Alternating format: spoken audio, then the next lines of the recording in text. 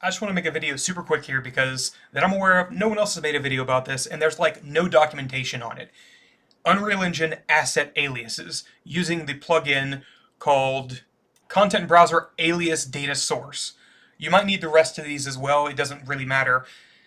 That's the one you need for certain, Alias Data Source. So, a bit of setup here. Let's say you're making an enormous, painfully large project like we are here at Big Top Game Studio, Medieval Interactive. Heartlands, which is a giant RPG, right? Something you should really be making with dozens upon dozens of people and a lot of money and probably like a giant publisher instead of 6 people in a house. Not important.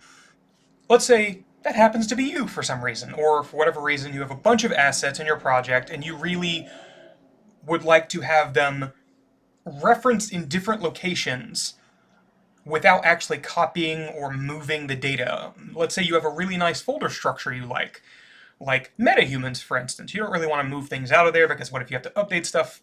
There's a million reasons, right? What if you could have just like a Windows shortcut basically to that asset in another folder? That's basically what you can do with alias data or alias assets. So if I go over to Unreal here, I've been fighting this all day, so I'm going to show you how I got it working at least. Right here in this particular situation, you see we have a bunch of metahumans. These are all the NPCs for Heartlands, which again, giant RPG. We're working on right now Heartlands the Arena, which is kind of like a prequel to get done sooner, I guess. Making games is very long and expensive. That's probably enough to have said there. I really want to access this asset, NPC 173, because it's one of our tutorial characters we're using for the tutorial. So I have another folder up here called Arena Tutorial Character Aliases. And this folder is empty right now, of course, but I don't want to move that asset here. But I want to be able to access all the characters I want for this particular purpose quickly without having to rummage through a bunch of folders. This is where we can use basically a shortcut, which is an alias. So if you make sure you enable this plugin, the Content Browser Alias Data Source, and then you just make a simple editor utility like I've made on this channel before, you can do this. So you just get selected assets, do a for each loop, or just get the first asset, whatever you're trying to do. This is hyper specific to what we're doing in this exact use case that I was working on this morning, and instead I turned it into an all-day thing because I'm a software engineer and that's what we do, I guess. We make things that could be done brute force into something that takes a lot longer, but hey, it's automated, so cool.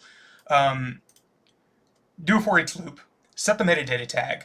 If you didn't know, by the way, you can just set metadata tags on all kinds of stuff in Unreal Engine.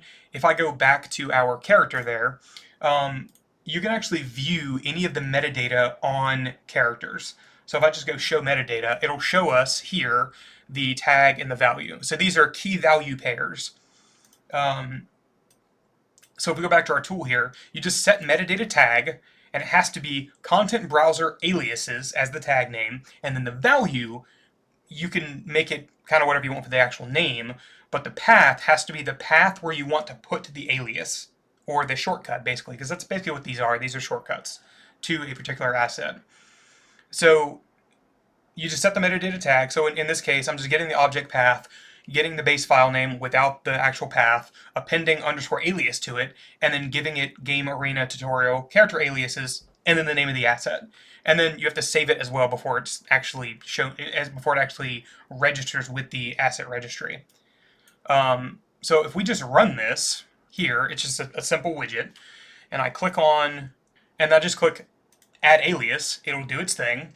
And then if I go back to this asset and then just go show metadata, you see it's now there, which is great.